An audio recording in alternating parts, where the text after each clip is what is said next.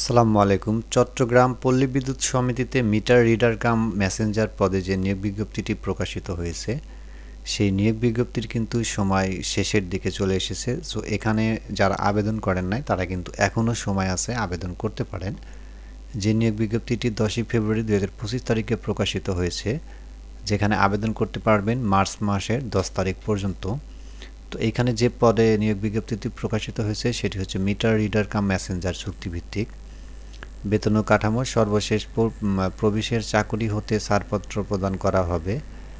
সেই প্রবিশের প্রদত্ত এলপিসি অনুযায়ী নির্ধারিত মূল বেতন অথবা প্রবিশ বেতন কাঠামো 2016 অনুযায়ী বেতন প্রদান করা হবে।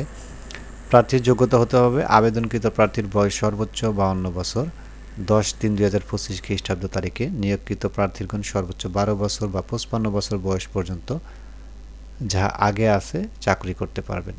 অভিজ্ঞতা আগ্রহী মিটার রিডার চুক্তিভিত্তিক মেসেঞ্জার চুক্তিভিত্তিক মিটার রিডার কাম মেসেঞ্জার চুক্তিভিত্তিক পদে 3, 6 এবং 9 বছর ধারাবাহিক ও সন্তোষজনকভাবে কর্মসম্পাদনকারী পূর্ব অভিজ্ঞতা সম্পন্ন হতে হবে। প্রার্থীকে সৎ, বিশ্বস্ত, মার্জিত ব্যক্তিত্ব সম্পন্ন, সুঠাম দেহ ও সুস্বাস্থ্যের অধিকারী হতে হবে। প্রার্থীর নিজস্ব বাইসাইকেল থাকতে হবে এবং সাইকেল চালনায় পারদর্শী হতে হবে। উল্লিখিত নিয়োগ লাভে আগ্রহী পল্লী বিদ্যুৎ সমিতির প্রাক্তন মিটার রিডার চুক্তিভিত্তিক মেসেঞ্জার চুক্তিভিত্তিক meter reader cum messenger Chittagong পল্লী বিদ্যুৎ সমিতি 2 এর ওয়েবসাইট www.pbs2.chottogram.gov.bd এইখানে প্রবেশ করে এখানে একটা আবেদন ফর্ম থাকবে। সেই আবেদন ফর্ম A4 সাইজের ডাউনলোড করে সেটা নিজ হস্তে পূরণ করে আগামী 10/3/2025 তারিখের মধ্যে অফিস চলাকালীন সময় জেনারেল ম্যানেজার চট্টগ্রাম পল্লী বিদ্যুৎ সমিতি 2 রাউজান চট্টগ্রাম বরাবর ডাকযোগে অথবা কুরিয়ার যোগে আবেদনপত্র প্রেরণ করতে হবে। সাদা কাগজে হাতে লিখিত, টাইপকৃত এবং উল্লেখিত তারিখের পর প্রাপ্ত কোনো আবেদনপত্র গ্রহণযোগ্য হবে না। তো এইখানে যে আবেদন ফর্মটি দেখছেন, এই আবেদন ফর্মটা কিন্তু মূলত আপনাদের হাতে পূরণ করতে হবে। এই আবেদন ফর্ম পূরণ করে কিন্তু আবেদনপত্রের সাথে কিছু কাগজপত্র পাঠাতে হবে। সেগুলো আমরা এখন দেখে নেব যে আবেদনপত্রের সাথে কী কী কাগজপত্র পাঠাতে হবে।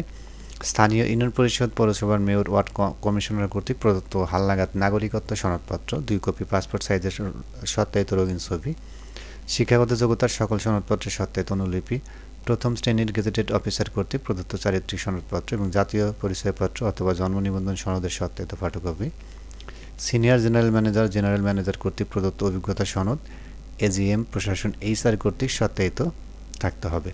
তো এইখানে নির্বাচিত প্রার্থীদেরকে কিন্তু 3 বছর মেয়াদের জন্য চুক্তিভিত্তিতে নিয়োগ করা হবে। তো এই নিয়োগ বিজ্ঞপ্তি এখানে যোগদানের পরে কিন্তু এটা আবার নতুন করে নবায়ন করা হবে।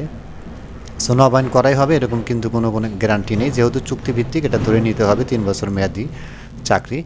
তো পল্লী বিদ্যুতের এর পূর্বে যে নিয়োগ বিজ্ঞপ্তিগুলো হয়েছিল বা যোগদানগুলো হয়েছিল সেগুলো কিন্তু 3 বছর পরে অবশ্যই সেটা বর্ধিত করা হয়। তো এখানে নিয়োগপ্রাপ্ত প্রার্থীকে সমিতির অনুকূলে 10,000 টাকা নিরাপত্তা জামানত হিসেবে জমা প্রদান করতে হবে। তো এই ছিল বন্ধুরা আজকে বাংলাদেশ পল্লী বিদ্যুৎ সমিতিতে প্রকাশিত নিয়োগ বিজ্ঞপ্তির বিস্তারিত। আজকের মতো এই পর্যন্তই। সবাই ভালো থাকবেন। আল্লাহ হাফেজ।